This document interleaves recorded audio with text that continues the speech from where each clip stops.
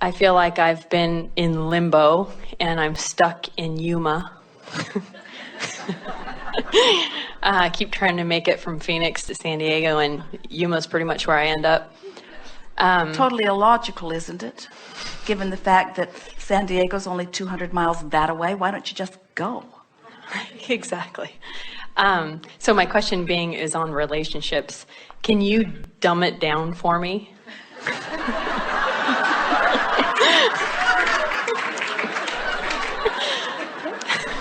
Well, because obviously I feel like I'm close to it, but it's just not happening. yes, we can give this to you in a way that will be easier for you to hear. So it is easy to see it relative to just pointing your car in the right direction and continuing to go, because that journey is quantifiable. It's easy for you to say it's 200 miles away, it's 199 miles away, it's 198 miles away, it's 197 miles away. So you are hopeful because you have evidence of your progress. Where when you want something like a relationship and you are infinitely aware that it isn't here yet, even though you may have been dreaming about it, you may have been cleaning up your vibration about it, you haven't seen the evidence about it, and so you are less certain because you are using the physical manifestation as your point of evidence rather than the improvement in the way you feel. So the way you quantify, this is good, isn't it? Yes. So the way you, is it dumb enough for you?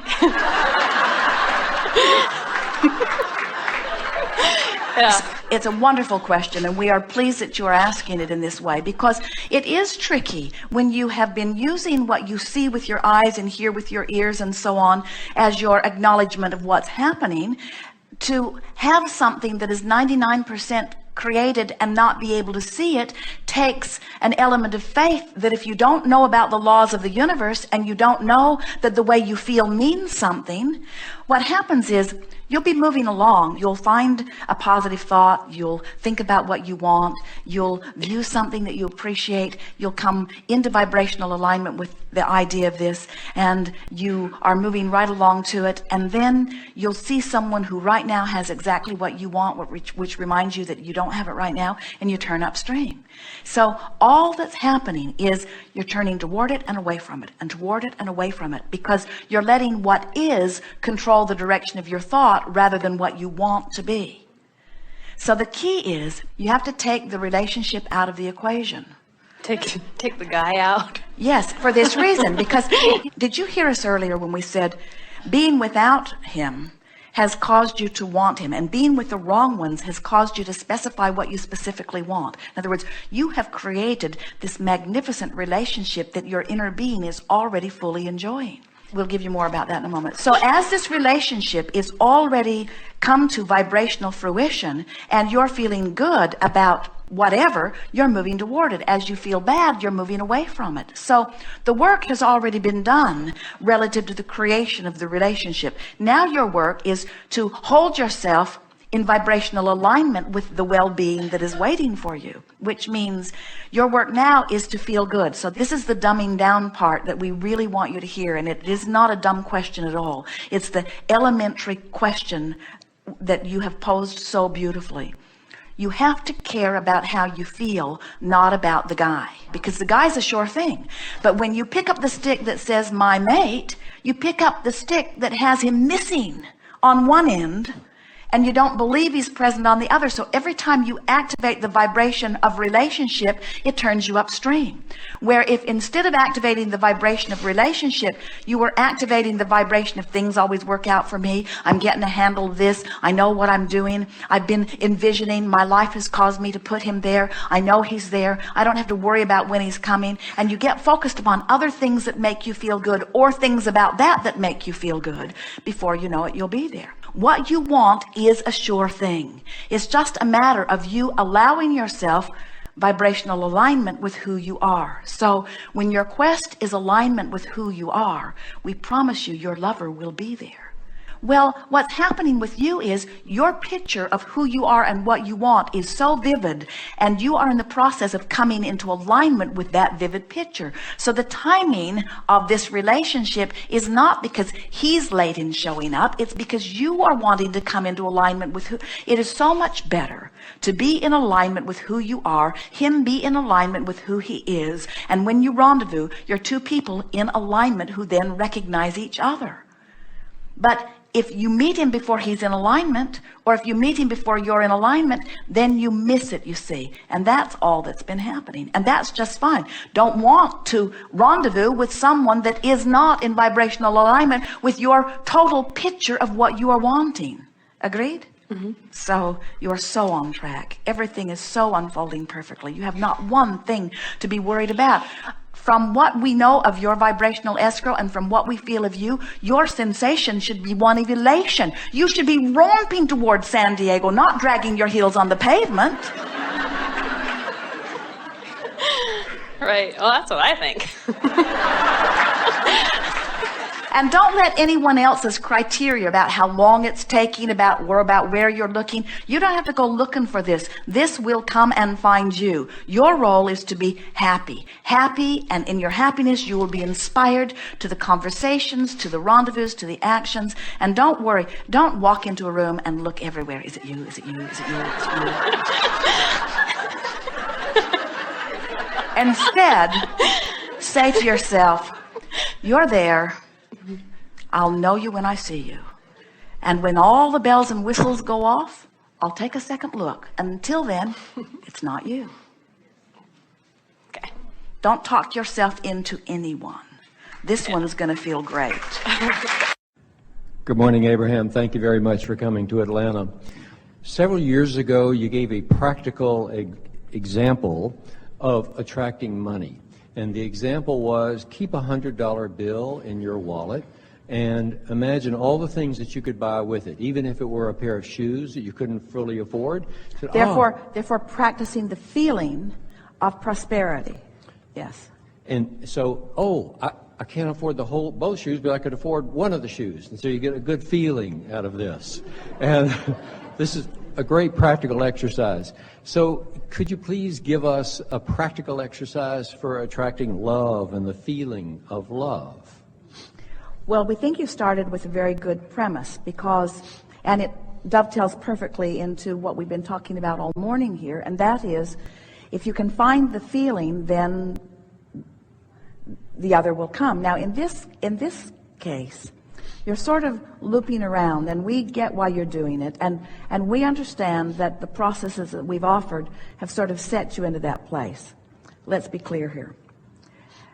The reason that we offered an action that we knew would produce, that we knew had the potential of producing an emotion, is because we knew once that emotion was produced within you, that it would serve you. So just now, we said to you, we don't want you to need to rely on the action in order to produce the emotion. And yet, you live in a world where you've already established your trajectories. You live in a world where you are already accustomed. There is already some momentum going.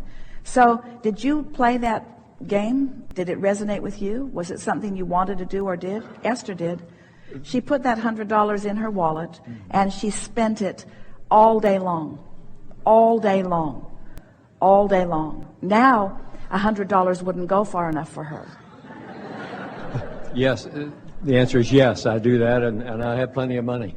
And so the idea of it is to find a way to feel prosperous. And knowing that when you feel prosperous, the law of attraction will say, well, here's a prosperous path and here's one. In other words, in today's conversation, that game, you know, the $100 process, we've explained it well enough for you here, puts you on a trajectory of prosperity. So that prosperity must find you. And the stories that came back to Jerry and Esther from people who began that process of all kinds of things that began happening in people's experiences.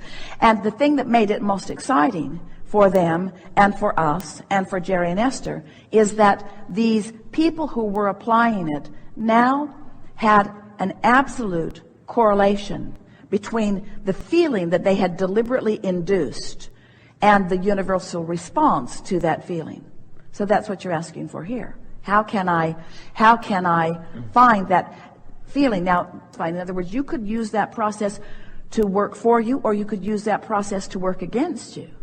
But if we can convince you that you're wanting to do anything that you can that makes you feel good, because that means it's working for you.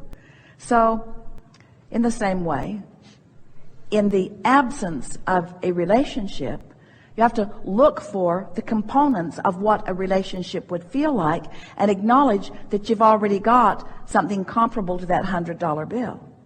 In other words, Esther, because she was so sort of dependent upon the relationship that she had with Jerry for company, for good company, for all kinds of intertwining in all kinds of different ways. So she just started noticing, well, this is a really fun person to talk to on the telephone, and this is a really meaningful person to talk about here. In other words, she began noticing that there were lots of ways of satisfying that relationship in lots of different people, and in doing so, there's no absence of that vibration, because what you're reaching for is happiness in the now, yes? So the answer to the question is, so let's focus upon the soothing, not the void, the soothing. Well, Abraham, what am I soothing? The void. Well, then think about being soothed. Think about feeling good. Think about having fun. Thinking about being at one.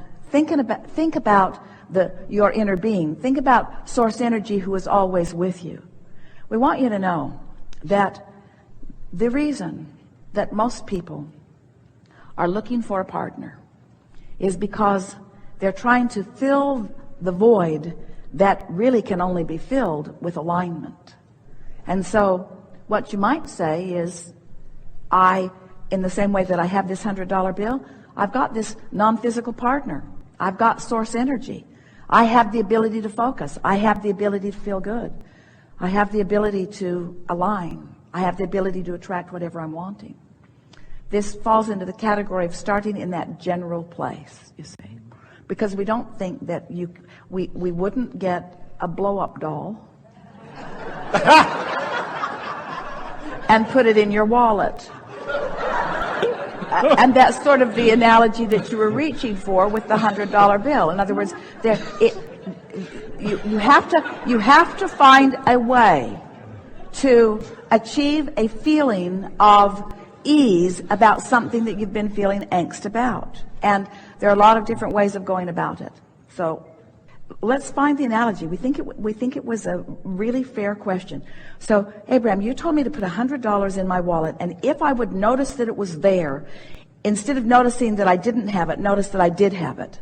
That every time I notice that I have it, then it would increase a feeling of prosperity within me. So isn't it logical that every time you're having a really good conversation with someone, if you notice it and acknowledge it and repeat it in your mind later and activate the vibration of it, isn't it logical that that would induce that same vibration? It's the same sort of thing. Anything that makes you feel satisfied with where you are is a beneficial thing. Now, often that scares our physical friends. They think, oh, you ghost. You're not really interested in our manifestation. You're just interested in us satisfying ourselves in the absence of what we want.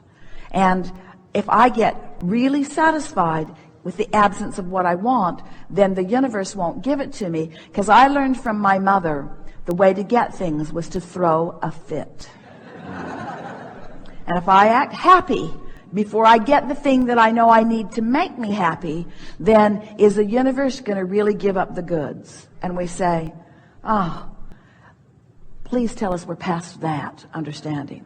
That you understand that you never get anything through throwing a negative fit. You always get it through soothing your point of attraction. It's the whole point of understanding what your grid is. It's the whole point. And so with this grid conversation, what we're wanting to lead you toward is choosing the disc that you want to be on without needing an excuse to be on it.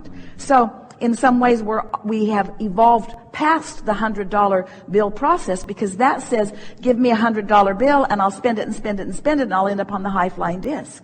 And we are now submitting to you that when you wake up in the morning, you're up there, just don't blow it with some screwy thought. Oh, that was a little blunt, wasn't it?